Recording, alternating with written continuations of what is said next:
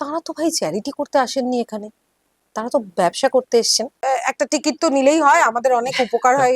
সাহচর্য নেব না এটা আমি কখনোই বলছি না, থিয়েটার গুলো দেখতে ভালো লাগে, কিন্তু কখনো কখনো মনে হয় যে এখানে বোধহয় আমার করার মতন কিছু জায়গা নেই।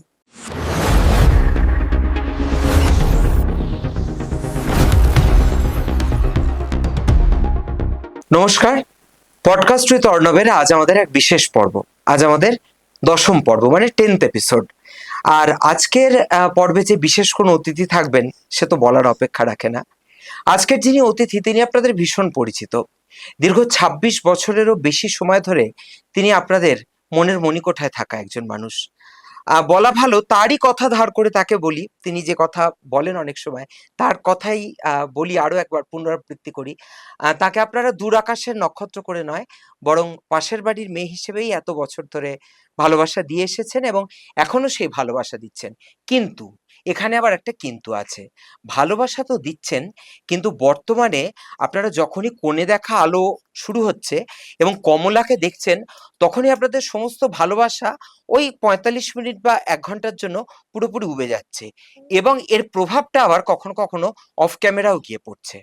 আর কি কিছু ইন্ট্রোডাকশন দেওয়ার অপেক্ষা আছে? তার নামটাই যথেষ্ট এবং আমার দর্শকরা অত্যন্ত বুদ্ধিমান বুদ্ধিমতী, তারা বুঝতেই পেরেছেন আজ আমাদের ১০ম পর্বের বিশেষ অতিথি জনপ্রিয় অভিনেত্রী লোপামুদ্রা সিনহা।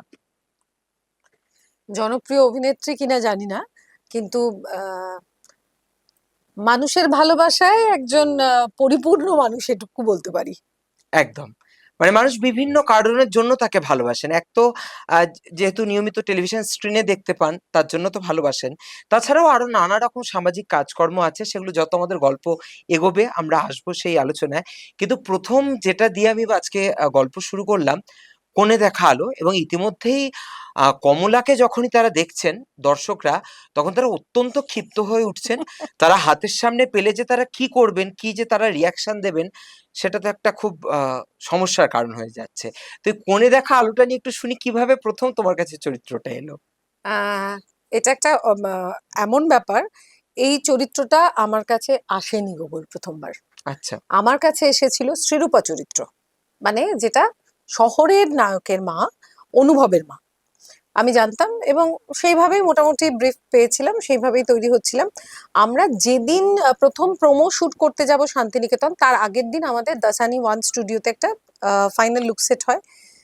সেখানে গিয়ে যখন কস্টিউমটা একটু অন্যরকম দেখছি, তখন আমার মনে একটা সন্দেহ জাগে, এরকম ভাবে তো লুক সেট হয়নি, আমি তো এরকম সাজিনি। তখন আমি জিজ্ঞাসা করি এবং আমি জানতে পারি যে আমি শহরের নায়কের মা নই, আমি গ্রামের যে নায়ক তার মা। তখন আবার নতুন করে চরিত্র সম্পর্কে জানা বোঝা শুরু হলো। এবং সত্যি কথা বলতে কি, শুরুর দিকে চরিত্রটা এতটা এরকম ছিল না।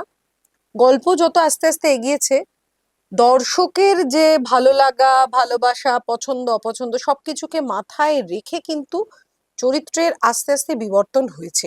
মানে শুরুর দিকে যদি মনে করা যায়, তাহলে কিন্তু বিষয়টা এতটা এরকম ছিল না। যে মানে এখন যেভাবে লোকে দেখেছে, মানে সাম্প্রতিক অতীতে যে দজ্জাল শাশুড়ি, সেটা কিন্তু অতটা ছিল না। প্রথম দিক থেকে আস্তে আস্তে চরিত্রটার বিবর্তন হয়েছে।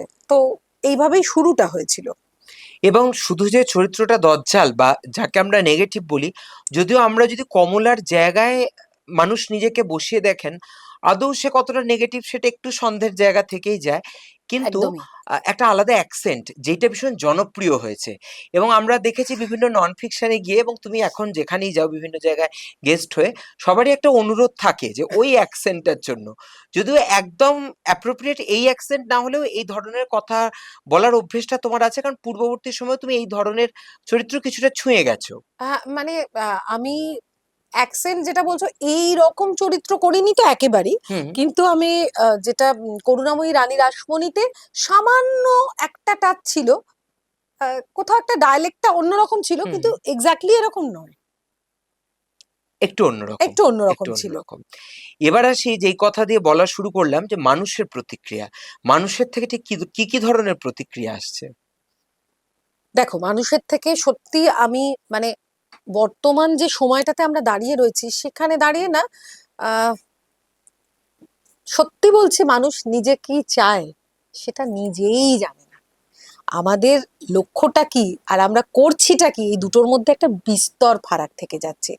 যে কারণে যে মানুষটা আমাকে কখন লিখে ফেলছে সমাজ মাধ্যমে যে আপনাকে দেখলে এত খারাপ লাগে, এত খারাপ লাগে, বলতে বলতে এমন কিছু ল্যাঙ্গুয়েজ ইউজ করে ফেলছে, সেই মানুষটাই আবার হয়তো অন্য আমার একটি কোনো পোস্টে লিখছেন, কি করলেন এটা, এটা ভাবা যায় না, এটা কতখানি সাধনা করলে তবে এই জায়গায় পৌঁছানো যায়।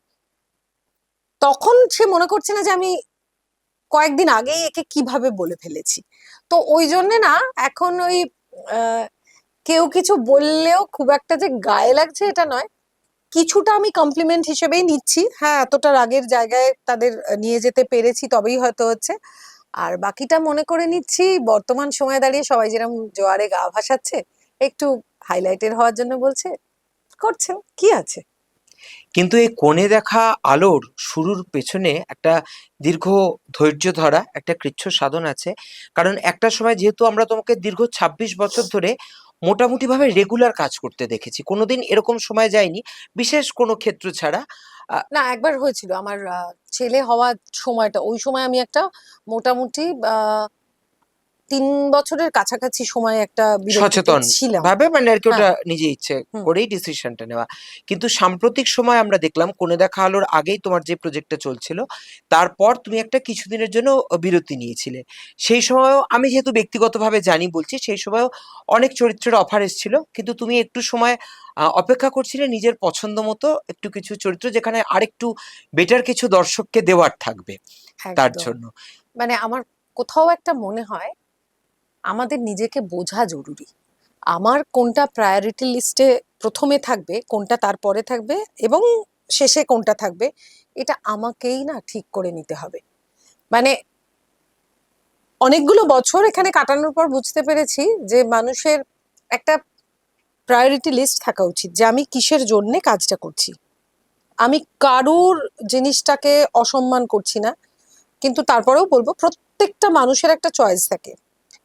কেউ শুধু অভিনয়টা করবার জন্যেই এই ইন্ডাস্ট্রিতে এসেছেন, কেউ শুধুমাত্র সিরিয়ালে মুখ দেখাবার জন্য এসেছেন, যাদের কোনো তথাকথিত ব্যাকগ্রাউন্ড নেই থিয়েটার বা অভিনয়, কেউ শুধুমাত্র এটাকে একটা উপার্জনের রাস্তা হিসেবে বেছে নিয়ে এসেছেন, কেউ কিছুটা সময় অতিবাহিত করার জন্য এসেছেন, টাইম পাস করার জন্য। কিন্তু ইন্ডাস্ট্রিতে অনেক মানুষ আছেন, প্রত্যেকের একটা নিজস্ব চাহিদা থাকে। কেউ একটা কিছু তার স্বপ্নকে সফল করবার জন্য এসেছেন। তো এত বছর কাজ করতে করতে আমার কোথাও মনে হয়েছে আমার নিজের একটু ব্যালেন্স দরকার।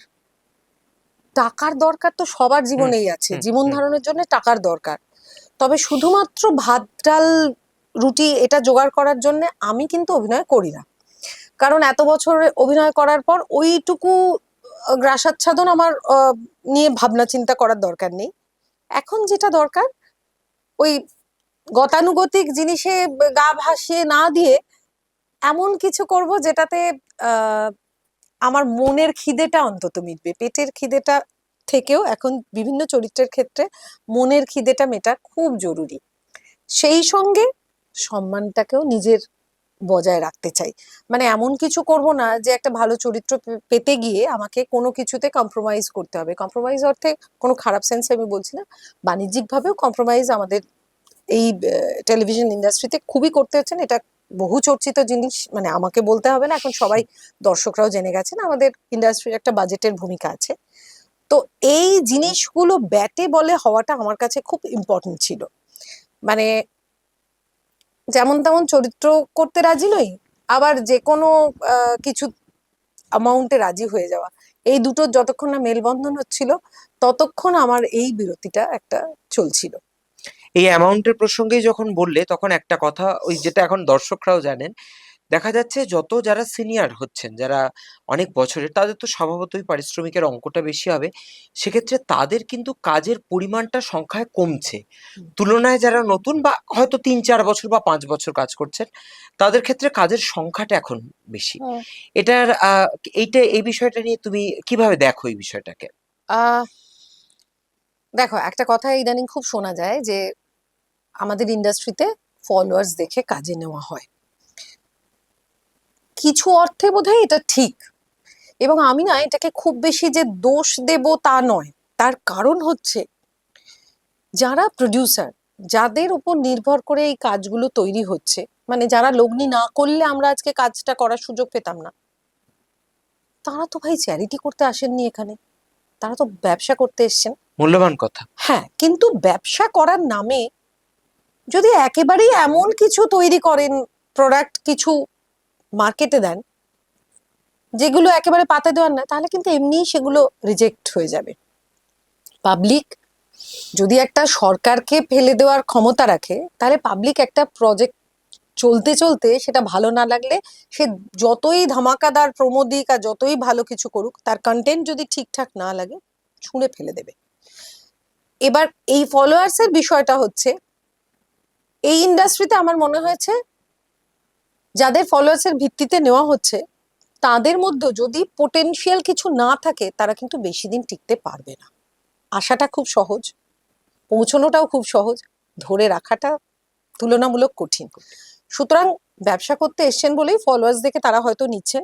এবং এক্ষেত্রেও আমি আর একটা কথাও বলবো, যে ওই যেভাবে তাচ্ছিল্য করা হয় টিকটক আর্টিস্ট বা রিল আর্টিস্ট, তারাও তো কিছুটা করছেন, তারা নিজেদের প্রমাণ দিচ্ছেন, তবে তো আসছে। হ্যাঁ, এবার একটাই জিনিস, শুরুটা হয়তো তাদের ভালো হলো, এবার তাদের মধ্যে যদি ভেতরে কোয়ালিটি না থাকে, যদি অভিনয় তো সত্যিকারের সেই অর্থে শুধুমাত্র লেখাপড়া করে হয় না, অভিনয়টা ভিতরে থাকতে হয়, তার সেই বোধটা চেতনাটা থাকতে হয়।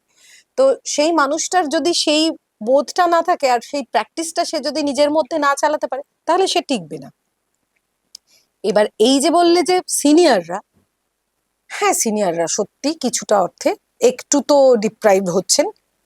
আহ কিন্তু আমি আমার ক্ষেত্রে বলবো, আমি সিনিয়র হলেও আমাকেও যদি দর্শক হিসেবে বলতে বলা হয়, আমি যদি আজকে 3-4টে চ্যানেলে আমার মুখটাই দেখি, আমি কিন্তু খুব নিরপেক্ষ মানুষ হিসেবে আমি পছন্দ করব না। যদিও সেটা বর্তমানে হচ্ছে, কিছু করার নেই। বিভিন্ন জায়গায় একটা পছন্দের তালিকা থাকে, তাদের সেই কাজটা একসঙ্গে এটা করতে সুবিধা অনেকদিন হয়। ধরেই হচ্ছে, এটা এটা চলছেই। চলছেই এটাও দর্শকদের হাতে, দর্শক যদি রিজেক্ট করেন হয়ে যাবে রিজেক্ট। এটা তো আমাদের আলাদা করে কিছু বলার নেই।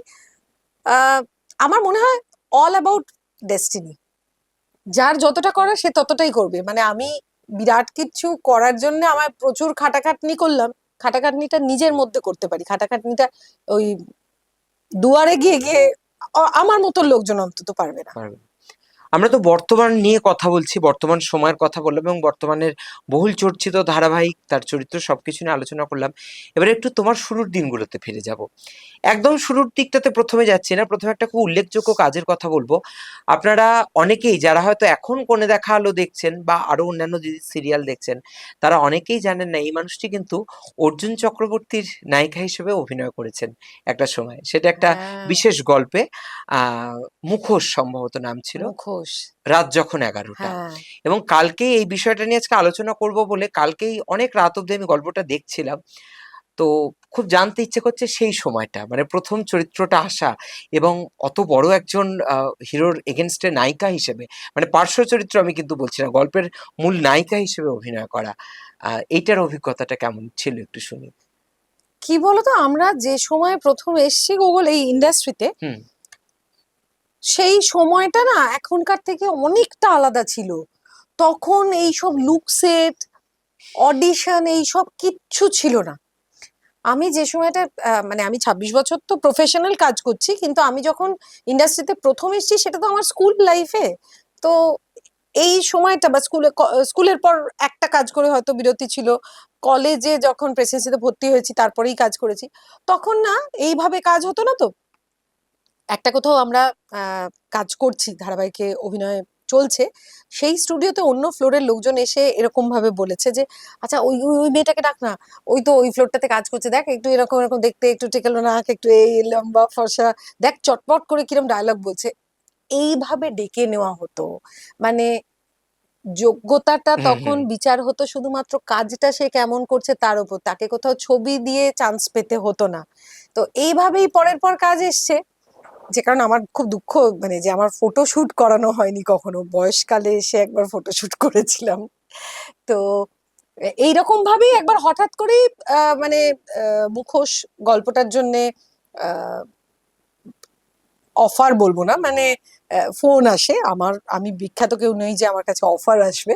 তো তখন কি হতো, আমাদের আগে সিরিয়ালে অভিনয় মানে শুটিং হওয়ার আগে একটা বসা হতো, এটা অনেকগুলো সিরিয়ালে পেয়েছি। Script reading. স্ক্রিপ্ট রিডিং, যেটা এখন শুধুমাত্র ছবির ক্ষেত্রে হয়ে থাকে, মানে আমাদের কাছে এটা মানে বিরাট ব্যাপার যে আমরা ধারাবাহিকে কখনোই ওটা করতে পারবো না। কিন্তু ওই চরিত্রটার জন্য যখন ডাকা হয় তখন আমাদের প্রথম দেখা হয়েছিল স্ক্রিপ্ট রিডিং এর সময়। তখন ভীষণ ভয়ে ভয়ে গিয়েছিলাম। আর অর্জুনদা মানে মাটির মানুষই বলবো, অত বিখ্যাত একজন মানুষ। আর তখন তো আরো ওনার আরো একটা অনেক বছর রমরমা আগে। ব্যাপার। এটা হয়েছিল 2004 সালে আচ্ছা। শুটিংটা হয়েছিল ধারাবাহিকে। তার কারণ আমার মনে আছে আমার বিয়ের ঠিক পরে পরেই, এবং আমাকে ওই ঠিক বিয়ের পরে তখন প্রতিবিম্ব ধারাবাহিকটা চলছিল। ওই সময় চরিত্রটার মধ্যে একটা সিন ছিল উইডো এরকম কিছু, মানে আমাদের যে নোয়া, আমাদের রিচুয়ালস, ওটা প্রথম খুলতে হয়েছিল, তখন খুব একটা ভয় ভয় লাগছিল। তো ওই সময় মানুষজন না প্রফেশনাল দিক থেকে দূরে সরে এতটা মানুষদের কাছের করে নিতেন, এত আপন করে নিতেন না, কোথায় ভয়টা কিছু বুঝতেই পারিনি। মানে বাড়ির লোকের মতনই, আচ্ছা এইটা কি হবে, স্ক্রিপ্টটা দেখিয়ে দেখিয়ে বলতে পারতাম, যেটা এখনকার দিনে খুব কম জন করে থাকে। মানে আজকে আমরাও, হ্যাঁ মানে অতটা লেভেলের বড় হয়নি কিন্তু বড় হয়েছি, অতটা নতুনরা এ করে না। হ্যাঁ করে না একেবারে তা না, আমার যে বর্তমানে বৌমা সে কিন্তু যে কোনো শব্দে আটকে গেলে জিজ্ঞেস করে মানে নেয়। লাজুর কথা বলা হচ্ছে, তাই না? হ্যাঁ তো এটা তো একটা মানে সেই সময় দাঁড়িয়ে এটা তো একটা বিরাট বড় প্রাপ্তি। অর্জুন হ্যাঁ চক্রবর্তীর মতো একজন মানুষের সঙ্গে শুধু যে স্ক্রিন শেয়ার করা তা নয়, তার নায়িকা হয়ে পুরো হ্যাঁ, এবং গল্পের শুরু থেকে শেষ হ্যাঁ, পর্যন্ত। এবং শুধু মানে ওনাকে দেখে দেখে অভিনয় শেখা বলবো তা নয়, উনি সিনের গ্যাপে এমন কিছু গল্প, এমন কিছু অভিজ্ঞতা আমাদের সঙ্গে শেয়ার করেছেন যেগুলো থেকে আজকে বুঝতে পারি অনেক রসদ পেয়েছি। তার জীবনের কিছু কিছু ঘটনা, সেগুলো থেকে আজকে সেই রসদগুলোকে মনের মধ্যে কোথাও একটা নার্চার করতে পারছি। এবং তুমি যে অন্য ধরনের চরিত্রগুলো করেছো তার মধ্যে ওইটা অন্যতম, কারণ ওখানে আমরা প্রচুর ফিজিক্যাল অ্যাক্টিং দেখেছি, অনেক রকম কিছু অ্যাক্টিং।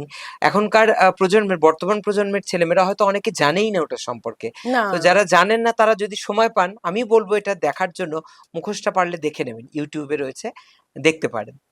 তো এই যখন পুরোনো দিনের বা বিখ্যাত মানুষদের সঙ্গে অভিনয় করার কথা বলছি, সে প্রসঙ্গে আরো অনেক নাম উঠে আসে, বিখ্যাত বিখ্যাত মানুষ যাদের সাহচর্য পাওয়াটাই একটা বিশাল বড় ব্যাপার আর কি। একদমই তার মধ্যে তার কারণ হচ্ছে আমার তো সেই অর্থে প্রথাগত শিক্ষা ওইভাবে হয়নি। তার কারণ রবীন্দ্রভারতীতে মাস্টার ডিগ্রি করেছি ঠিকই, কিন্তু সেখানে আমার সাবজেক্টটা ছিল, মানে আমার স্পেশালাইজেশন ছিল ডিরেকশনে, অ্যাক্টিং নয়।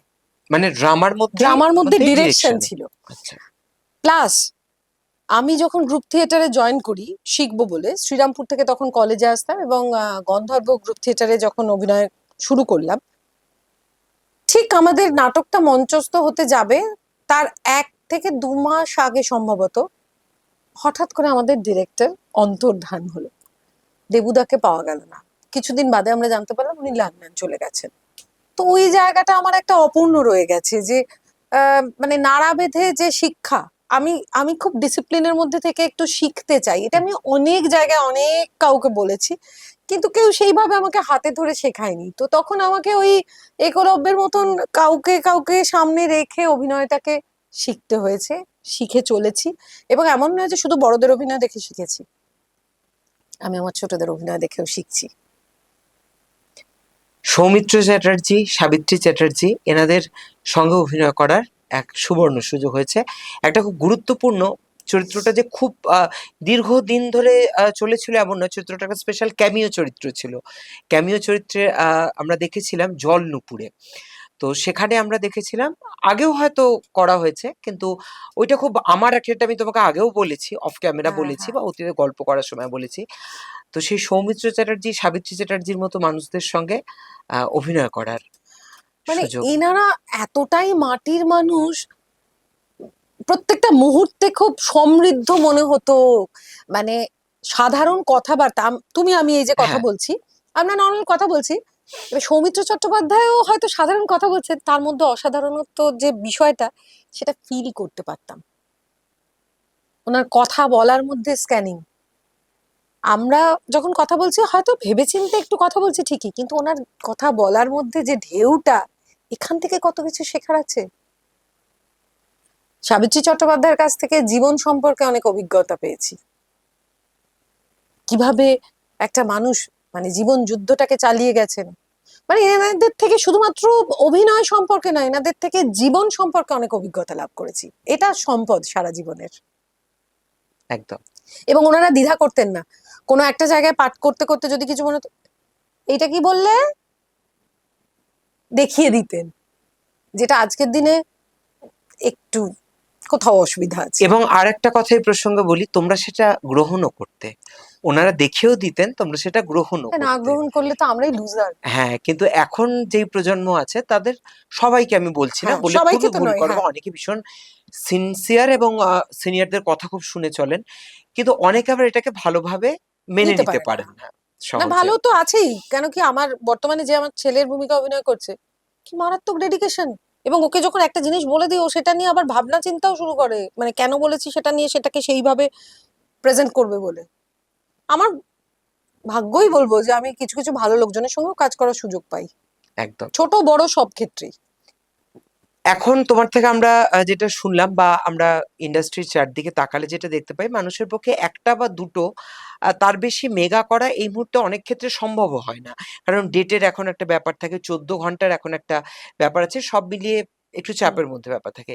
কিন্তু আমার খুব পরিষ্কার মনে হচ্ছে, তখন আমি নিজেও স্কুলে পড়ি, একই সময় তুমি একদিকে সাত পাকে বাঁধা করছো, আরেকদিকে দক্ষিণ খোলা করছো, আমার বাবিন করছো, আবার তার সঙ্গে বিসর্জন করছো, তিনটে মেগাতে একই টাইমে কাজ করা, এবং তার সঙ্গেও অন্যান্য চ্যানেলে বিভিন্ন ধরনের অনুষ্ঠান, নন ফিকশন ইত্যাদি ইত্যাদি চলছে। এই যে তিনটে চরিত্র আর তিনটে রকম, তো একদিকে আমরা সাত পাকে বাঁধাতে একরকম দেখছি, আবার আমার বাবিনে সেটা আবার একটা অন্যরকম চরিত্র, আর বিসর্জন তো সবাইকে একেবারেই ছাপিয়ে আলাদা। যাচ্ছে একদম।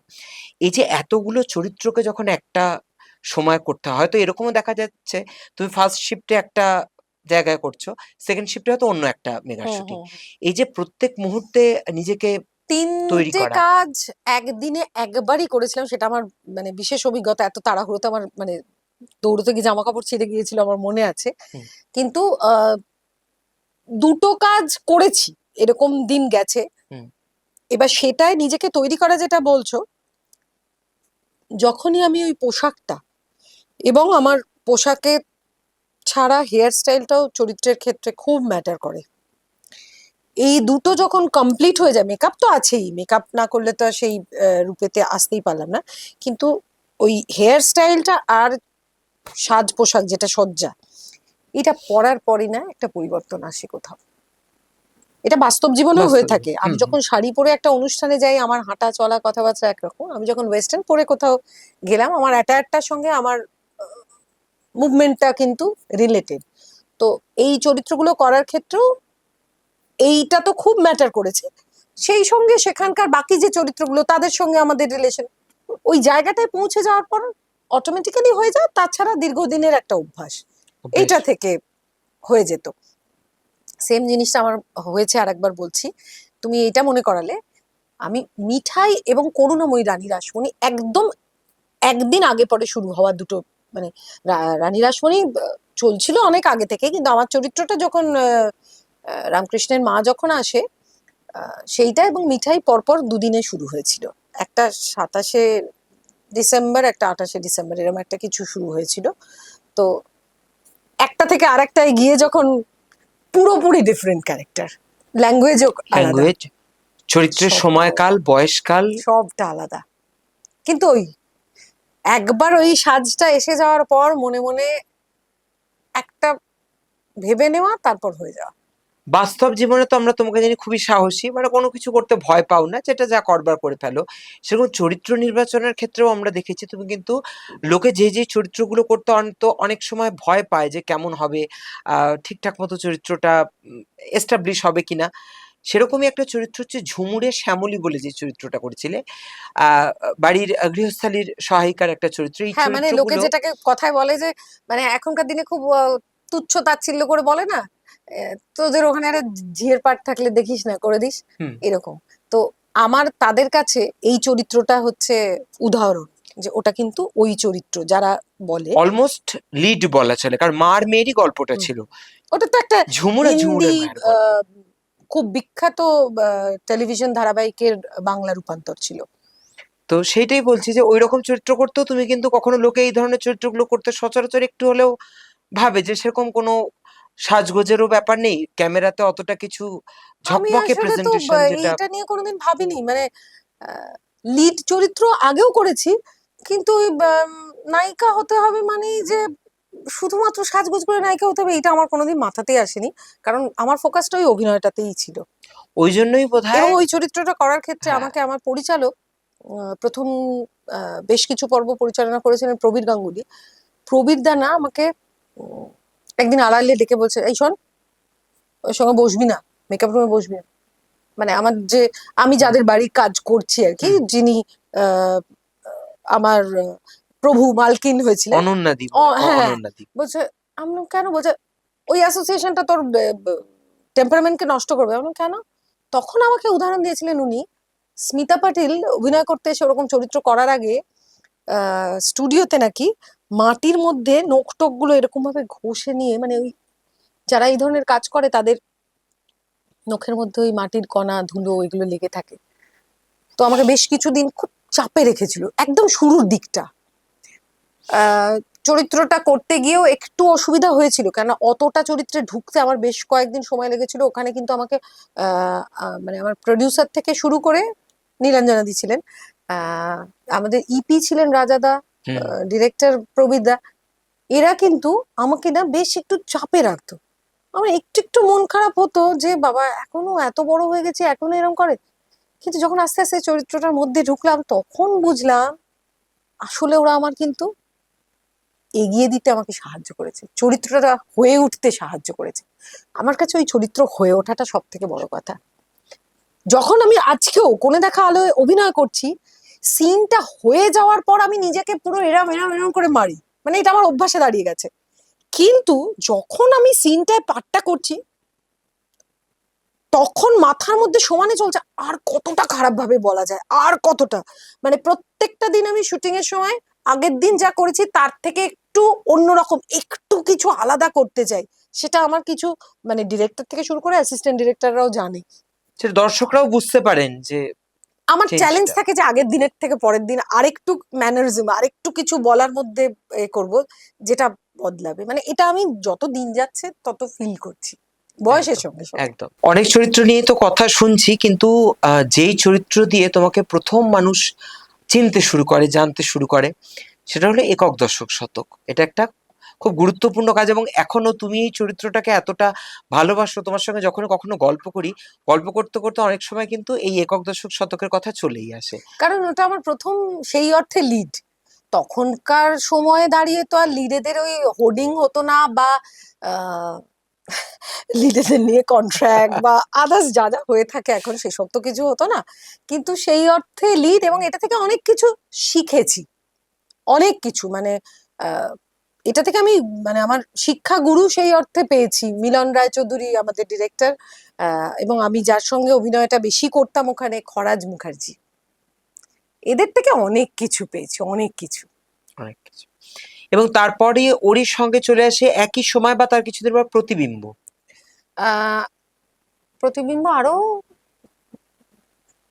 বেশ কয়েকদিন বাদে, হ্যাঁ ওই কিছুদিন এক পর। দু বছরের এবং মধ্যে। সেটাও একটা খুব উল্লেখযোগ্য চরিত্র, দীর্ঘদিন ধরে চলা একটা হ্যাঁ, চরিত্র। এইটা জানো, প্রথম আমি জানতাম না এটা আমি এই চরিত্র লিড করছি কি কি।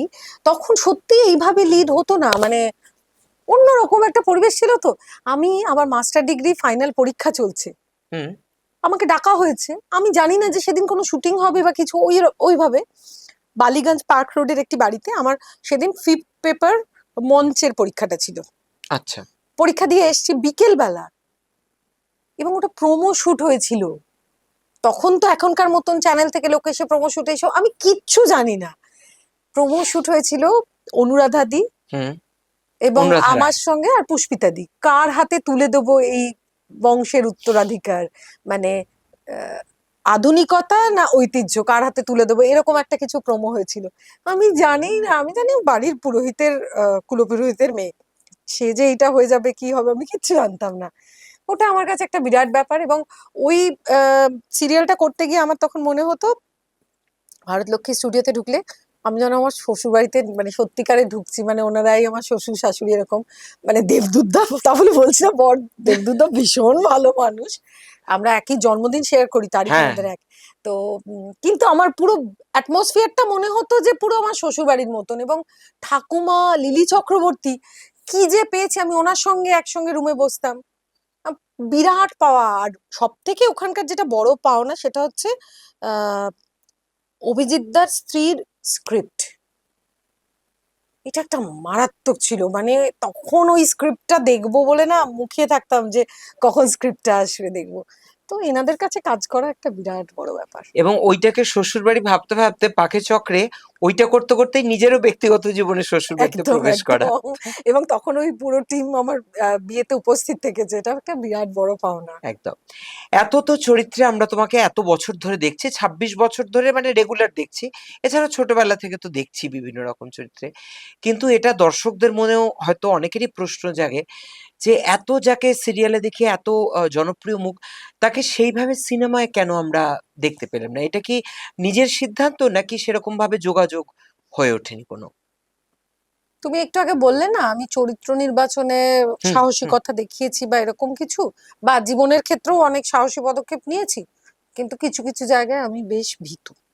এবং আমি মফস্বল থেকে বড় হওয়া একটি মেয়ে, এবং সেই অর্থে বলতে গেলে সিঙ্গেল প্যারেন্টিং এ আমি বড় হয়েছি। তো কোথাও একটা না আমার ওপর একটা চাপ ছিল, মানে চারপাশের চাপটাকে আমি চাপ বলবো না, আমার নিজের ভেতরের চাপটাই চাপ। অনেক কিছু শোনা যায় যে মফস্বল থেকে এসে মেয়েদের অনেক ভাবে কম্প্রোমাইজ করে মানে একটা প্রফেশনে দাঁড়িয়ে থাকতে হয়, করতে হয়। তো আজকে আমি জানি যে আমার কেউ বলতে পারবে না আজকে দাঁড়িয়েও যে আমাকে অন্য কোনো ভাবে কাজ পেতে হয়েছে। তো ছবির ক্ষেত্রে আমার অনেক ছবির অফার এসেছে। আমি কলেজে পড়াকালীন, ইউনিভার্সিটিতে পড়াকালীনও ছবির অফার এসেছে। ইভেন ইউনিভার্সিটিতে লোক পৌঁছে গেছেন, পরিচালক প্রযোজকদের তরফ থেকে অ্যাসিস্ট্যান্ট ডিরেক্টররা ইউনিভার্সিটিতে ক্লাসের পর দাঁড়িয়ে রয়েছেন, এরকমও হয়েছে। কিন্তু আমি তাদের সবিনয়ে বলেছি যে বাণিজ্যিক ছবির হয়তো, মানে এটা আমি ভীতু ছিলাম তখন, হয়তো সবটা বুঝতাম না বা নিজেকে হ্যান্ডেল করার মতন সেইভাবে তৈরি হয়নি। আমি বলেছিলাম বাণিজ্যিক ছবির কিছু কিছু ক্রাইটেরিয়ার সঙ্গে আমি যাই না, আমাকে ক্ষমা করবেন। আমি সবিনয়ে ওই সময়টা প্রত্যাখ্যান করেছি কয়েকটা ছবি। আর এছাড়া কিছুটা হয় আমি ডেস্টিনিতে বিশ্বাস করি, একটা ভালো ছবি হওয়ার কথা ছিল। এসআরএফটিআই তে একজন মানুষ ছিলেন, আমাদের একটা ছবির কথা ছিল, দিব্য ভট্টাচার্য, ভারতী দেবী, তাপস হুম। পাল এবং আমি, চারজনকে নিয়ে একটা খুব সুন্দর দুটো এজ গ্রুপের দুই কাপলকে নিয়ে একটা গল্প। এই ছবিটা হওয়ার কথা ছিল, কিন্তু ওই ভাগ্য, উনি ছবি তৈরির আগেই আমাদের ছেড়ে চলে গেছেন। তারপরেও ছবির সুযোগ আসেনি বলবো না, কিন্তু আমি মানে সবকিছু না মিললে ঠিক কাজ করতে পারি না, বা আমি হয়তো প্রস্তুতও ছিলাম না। মানে আমি বাড়িতে এতটাই আমাকে গুছিয়ে সবকিছু করে দেওয়া হয়, আউটডোর শুট খুব একটা বেশি করতে পারি না, মানে আমার স্বাবলম্বী মনে হয়নি। এখন যদি ভালো চরিত্র হয় নিশ্চয়ই কাজ করতেই পারবো। এখন দু একটা আউটডোরে তো আমি গেছি, ২-৩ দিন করে থেকেছি। এখন বয়সটা একটু হয়ে যাওয়ার পর মনে হচ্ছে একটু একটু স্বাবলম্বী হয়েছি। সিনেমার প্রসঙ্গ যখন এলো, আমাদের আজকের গল্পের অনেকটা পর্যায়ে আমরা পেরিয়ে এলাম। এবার একটু ওটিটির প্রসঙ্গে আসা যাক। সে ওটিটিতেও কিন্তু তোমার পা রাখা হয়ে গেছে। আমরা আড্ডা টাইমসের খেপায় একদম দেখেছি। শুরুর দিকে ওটিটি যখন শুরু যখন হয়। অনেকে সুযোগ পায়নি ওটিটিতে পা রাখার, শুধু পা রাখাই না, একটা ভালো প্ল্যাটফর্মে তখন আড্ডা টাইমস রীতিমতো তখন জনপ্রিয়। তো মানে একটা কি দুটো প্ল্যাটফর্মই দুটো ছিল। প্ল্যাটফর্মই ছিল। তো সেখানেও একটা ভালো চরিত্রে অভিনয় করা। খ্যাপার মা। কিন্তু তারপর আমরা আর সেইভাবে ওটিটিতে পাইনি। হ্যাঁ, মানে কি বলতো আমাদের ইন্ডাস্ট্রিতে না একটা টাইপ হয়ে যাওয়াটা একটা খুব কঠিন বিষয়। মানে ধরো আমাকে কিন্তু এই যে দজ্জাল এই চরিত্রটা এখন দেখা যাচ্ছে, এর আগে কিন্তু একজন এই এরকম একটা নেগেটিভ ক্যারেক্টারের মতন চেষ্টা করেছিল খনা সিরিয়ালে। হুম। শান্তশ্রী, সৃজনশীল পরিচালক ছিল এই সিরিয়ালের, ও প্রতিবিম্বতেও ছিল দায়িত্বে। তো ও একবার চেষ্টা করেছিল যে নেগেটিভ, কিন্তু সবাই রে করে উঠেছে, না এই ফেসটা তো এই নেগেটিভ চরিত্রটা মানে আমি কতটা পারি কতটা না পারি সেটা দেখার আগেই একটা জাজমেন্ট এসে যাওয়া, যে না একে এরম চরিত্র না, একে একটা পজিটিভ ক্যারেক্টারে দাও। তো সেরকমই আমাদের ইন্ডাস্ট্রিতে এটাও আছে, ও তো মেগা সিরিয়ালের আর্টিস্ট, আজকে এত বছর ধরে মেগা সিরিয়াল করে আসছি, ও তো মেগায় থাকে, মেগায় তো পুরো ডেট লেগে যায়, ওইরকম ভাবে চাং চাং ডেট তুলে যে আসতে পারবে, হবে না, না না ওকে ভাবা যাবে না, ও তাহলে সিরিয়াল থেকে প্রবলেম হবে। আদপেই তা নয়, মেগা সিরিয়ালে এখন সিনিয়রদের ডেট লাগে না, সিনিয়ররা ফুটেজ দিতে পারে, তার জন্য সিনিয়রদের ডেট কম লাগে, কাজ যতটা সম্ভব সেটা খুব অল্প এতেই তুলে দেওয়া যায়।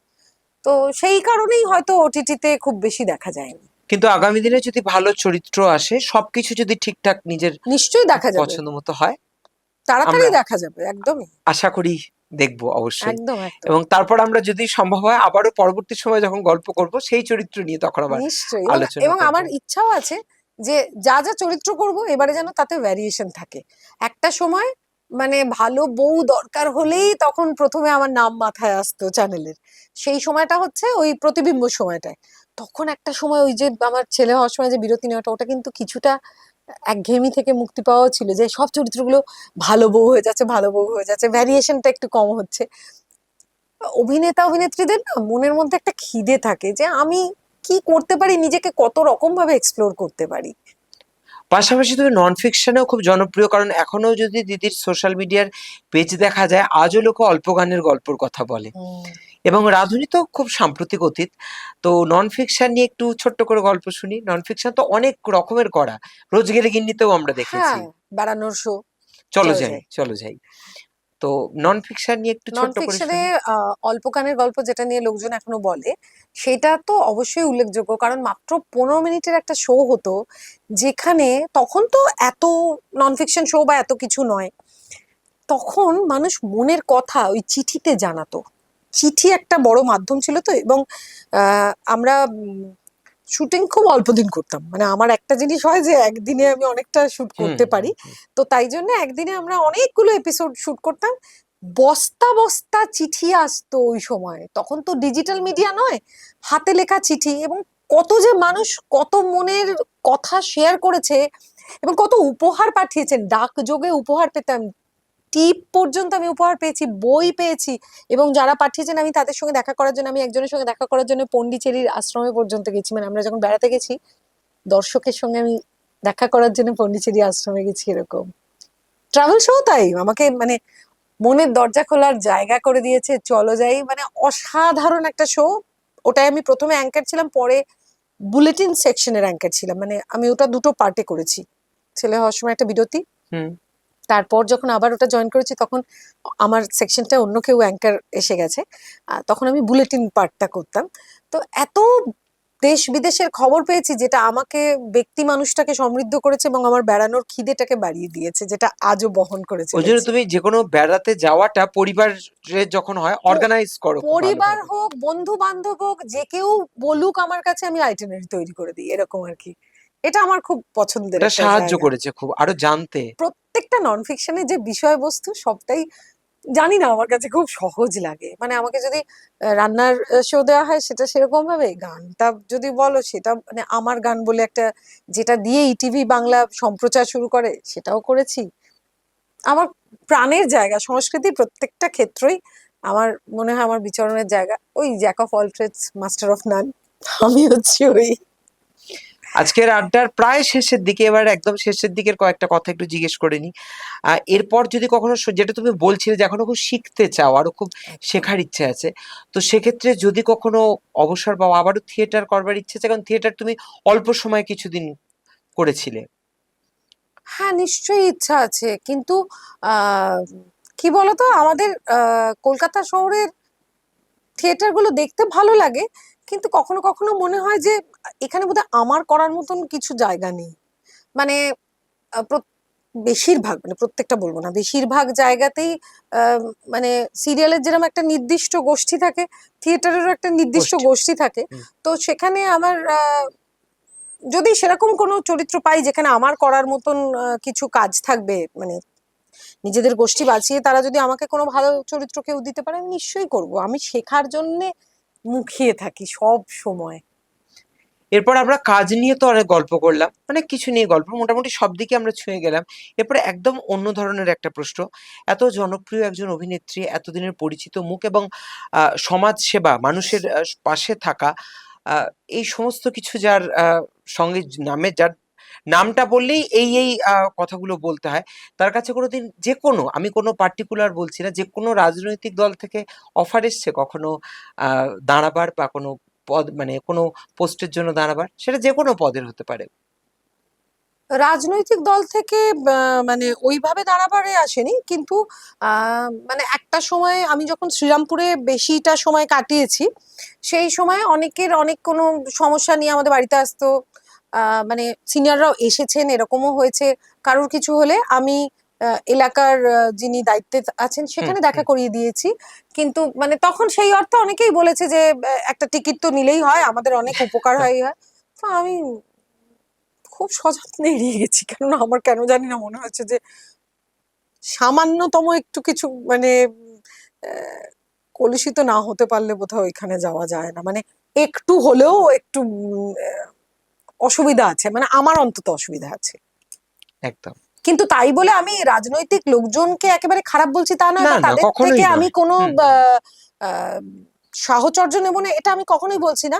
হ্যাঁ, ব্যক্তিগত সুবিধা আমি কারোর থেকেই নিতে চাই না, কিন্তু আহ আমরা যে সমাজসেবামূলক কাজটা করি সেখানে আহ, বাচ্চাদের জন্য বিভিন্ন রাজনৈতিক দলের মানুষের সাহচর্য নিতে হয়েছে। এবং যদি কারুর এইরকম দুরবস্থা হয় সেক্ষেত্রে আমাকে যোগাযোগ করে সেই মাধ্যমে পৌঁছেছে, এরম হয়েছে, ভবিষ্যতেও হবে, অবশ্যই থাকবো। আর আমার যেটা পাওনা, রাষ্ট্রের কাছ থেকে যেটা পাওনা, সেখানে যদি কোনো বাধা আসে সেটাও আমি বলবো। মানে সেখানে আমার অবশ্যই। যদি খুব কাছের মানুষও থাকে, হুম। আমি অবশ্যই। সেক্ষেত্রেও বলবো। প্রত্যেকের তো বাক স্বাধীনতা আছে, অতএব সেটা বলাটাই একদম। স্বাভাবিক খুব। অনেক আবার আমরা কোনো সিরিয়াস আলোচনায় যাব না। না। আলোচনার একদম আমরা শেষের দিকে চলে এসেছি। আগামী দিনে আর কি কি করা? নিজের তো আমরা অনেক ধরনের ইচ্ছের কথা শুনলাম। অভিনয় জগতের ইচ্ছেগুলোর কথা শুনলাম। আর কি কিছু ব্যক্তিগত স্তরে ইচ্ছে আছে যে ওই কাজগুলো নতুন কিছু শুরু করা, বা পাশাপাশি আজকাল আমরা জানি অভিনেতা অভিনেত্রীরা প্ল্যান বি রাখছেন একটা করে। হুম। নতুন কিছু করছেন। সেটা কেউ তো, বুটিক করেন, কেউ হ্যাঁ, সেটা তো রেস্টুরেন্ট করেন। চাপে পড়ে আজকে এরকম একটা সময় তৈরি হয়েছে। হুম। যদি ইন্ডাস্ট্রিতে কিছু পরিবর্তন হয় আমার তো খুবই ভালো লাগবে। যে এখন অনেকগুলো সমাজ মাধ্যমে বক্তব্য শুনছিলাম যে প্রত্যেকের কাজের একটা নির্দিষ্ট দিন থাকবে, মানে ওই যেরকম একটা বাইরে হয় না যে 100 দিনের কাজ যেটা হুম, 125 দিন একদম। হচ্ছে, তো ইন্ডাস্ট্রিতেও যদি এরকম হয় হুম, যে প্রত্যেকটা মানুষ অন্তত 10 দিন করে মাসে কাজ করবে, তাহলে কি হয়, একটা চর্চার মধ্যে সে থাকে। একদম। শুধুমাত্র টাকা রোজগারের জন্য বলছি না, না, সে কিন্তু না, না। 10টা দিন কাজ করলে সেই জিনিসটার মধ্যেও থাকবে। এটা তো খুব ভালো একটা উপায় হবে। আর সেক্ষেত্রে মানুষকে ওই এতজনকে কাজ দিতে গেলে সবাই একটা করে কাজ পেলে আমার ভালো লাগবে। আর আমার নিজের ক্ষেত্রে যদি বলো ব্যক্তিগত ইচ্ছা, তাহলে আমি আমার বেড়ানোটাই আমার কাছে খুব বেশি, বেড়াতে খুব আমি এটা আমরা বড্ড জানি সবাই ভালোবাসি। মোটামুটি। আমার মনে হয় জীবনটা খুব ছোট্ট, বেড়ালে মনের পরিধি অনেক বাড়ে, অনেক নেগেটিভিটি দূরে চলে যায়। তো আমি চাই, আমি তো জানি না এই পৃথিবীতে আমার থাকা না থাকার তারিখটা তো আমার জানা নেই, যিনি প্ল্যান করে রেখেছেন তিনিই সব জানেন। তো যেটুকু সময় পাবো কাজের বাইরে আমি ঘুরতে চাই, মানে পাখির মতন উড়তে চাই, যতটা সম্ভব দেশ বিদেশ সব এক্সপ্লোর করতে চাই। আর একটা প্রসঙ্গ যেটা না বললে অসম্পূর্ণ থেকে যাবে আজকের এপিসোড, যদিও অনেক কিছু অসম্পূর্ণ থেকে গেল, কারণ একজন মানুষের একটা এপিসোডে তো সবকিছু জানা যায় না। আমরা আগামী দিনে আবারও নিশ্চয়ই শুনবো। তুমি যখনই যেই রিয়েলিটি শোতে বা যে কোনো নন ফিকশনে যাও, তখনই বাকি যারা কম্পিটিটর, মানে যারা যান, তারা খুব চাপে পড়ে যান। কারণ আমি দেখে, আমি কেন, আমরা সবাই, সারা বাংলার মানুষ দেখেছে, দিদি নাম্বার ওয়ানে গিয়ে খুব কম বারই হয়েছে যে এবার শুধু পার্টিসিপেন্টের মেমেন্টো নিয়ে আসতে হয়েছে, ম্যাক্সিমাম ক্ষেত্রে উইনার। হ্যাঁ, 14বার পার্টিসিপেট করেছি, 9বার উইনার হয়েছি। এটা একটা বিরাট বড় ব্যাপার দিদি নাম্বার ওয়ানে। এটা তো একটা, এবং আমরা কিন্তু দাদাগিরির ক্ষেত্রে সেই রেশিওটা যথেষ্ট কম। বোধহয় 6বার পার্টিসিপেট করেছি, 2বার উইনার হয়েছি। তাও মানে উইনার তো হওয়া হয়েছে। তো দাদাগিরির প্রসঙ্গই যখন এলো, তখন বলি, দাদাগিরিতে আমরা একবার দেখেছিলাম তুমি যা প্রাপ্য অর্থ পেয়েছিলে, তার অনেকটা তুমি তোমার থ্যালাসেমিয়া সংগঠনের জন্য দিয়ে দিয়েছিলে। এই ব্যাপারটা নিয়ে যদি একটু আমার দর্শকদের বলো। আহ হ্যাঁ, এটা মিঠুন চক্রবর্তীর এপিসোড ছিল। তখন সাত পাকে বাঁধা সিরিয়ালের শুটিং চলছে। শুটিং থেকে আমরা গিয়েছিলাম ডোমজুড়ে মানে দাদাগিরি অংশগ্রহণ করতে। সেখানে আমি যখন মানে আমি উইনার হলাম এবং ওই জ্যাকপটটা পেলাম। উইনার হলেই হয় না, ওই 50 ধরে রাখতে হয় নাম্বারটা, তখনই জ্যাকপট উইনার হয়। তো পেলাম যখন, তখন আমার একদম মনে হলো ওদের কথাই। তখনও অবধি আমি ওদের জন্য কিছু করতে পারা সেরকম হয়নি। তখন মনে হলো যে এই যে 50,000 টাকা পাওয়া যাবে, এর অর্ধেকটা যদি ওদের জন্য দিতে পারি অবশ্যই ভালো লাগবে। এবার এদের সঙ্গে যোগাযোগটা হচ্ছে, আমি এই সংস্থাটার সঙ্গে 2004 সাল থেকে যুক্ত। আর 4 সাল থেকে যুক্ত হওয়ার পর আমি 7-8 সাল নাগাদ জানতে পারি আমি নিজেও থ্যালাসেমিয়ার ক্যারিয়ার। তো তখন থেকে এই বিষয়টা নিয়ে আমি মানে কাজ করতে শুরু করি। কাজ করা অর্থাৎ হুগলি জেলার থ্যালাসেমিয়া রোগ নির্মূল একটা পরিবেশ তৈরি করার লক্ষ্যে আমরা কাজ করে চলেছি সেই সময় থেকে, নান্টুদার নেতৃত্বে। তো নান্টুদা এবং নাসরিন দিয়া, আজকে নাসরিন দিয়া আমাদের মধ্যে নেই, কিন্তু নান্টুদার নেতৃত্বে আমরা কাজ শুরু করি। তো ওই ছোট ছোট বাচ্চাগুলোর জন্যে একটি বাচ্চার মা, দিশার মা, আমাকে বলেছিলেন কিছু করতে হবে। তো কিছু করার মধ্যে আমি বুঝতে পারছিলাম না কি করতে পারি, নিজের রক্ত দেওয়া ছাড়া আর কি করা যায়। তো তখন প্রাথমিকভাবে এইটা করতে পেরেছিলাম।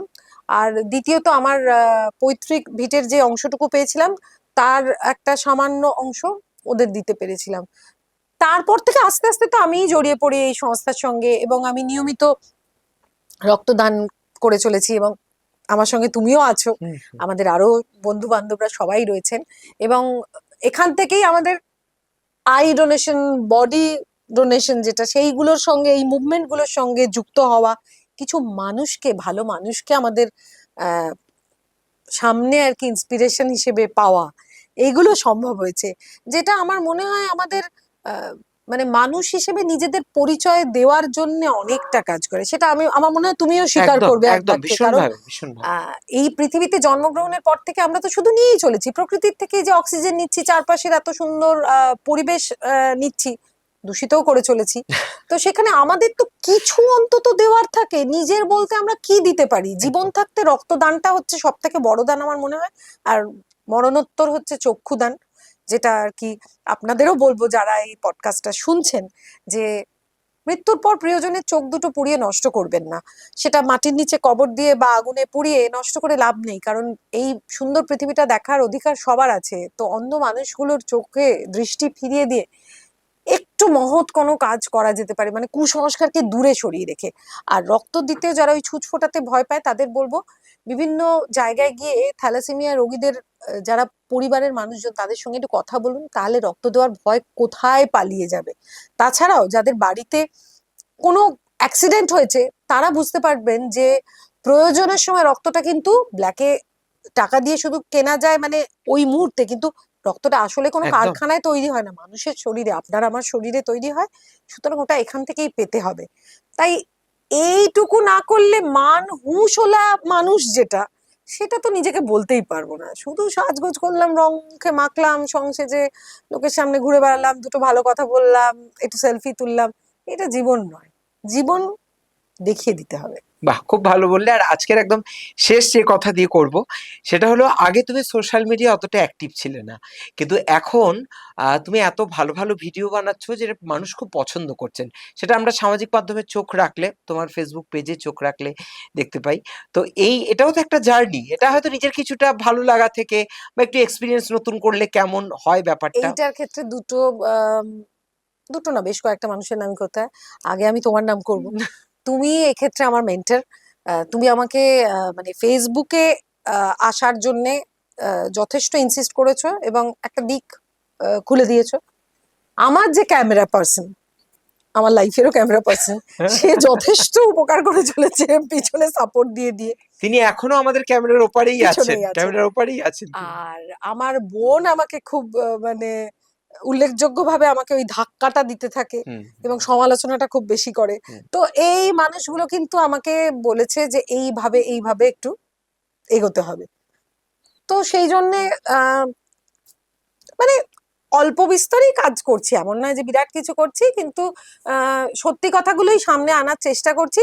আর সেইটা থেকে যদি আরো দু চারটে মানুষও অনুপ্রাণিত হন, মানে আমার লাইফস্টাইলে, কারণ আমাকে অনেকে অনেক কিছু বিরূপ মন্তব্য এখানে আসছে, আমার লাইফস্টাইল কেন এত সাধারণ, আমি অভিনয় করার পরেও কেন এরকম করছি, আমার বাড়ি ঘরদোর দেখে এরকম ভাবে সাধারণ জীবনযাপন কেন করছে। কিছু মানুষ যেমন বলছেন, তেমনি কিছু মানুষ এর মাধ্যমে অনুপ্রাণিত হচ্ছে। তো আমি ওই পজিটিভ দিকটাকে মাথায় রেখে আরো এগোতে বিশেষ চাই। করে বেড়াতে যাওয়ার ভ্লগ যেগুলো, সেগুলো মানুষ খুব পছন্দ করেন। আমরা সেটা কমেন্ট গুলো যখন দেখতে পাই তখন মানুষ খুব পছন্দ করছেন।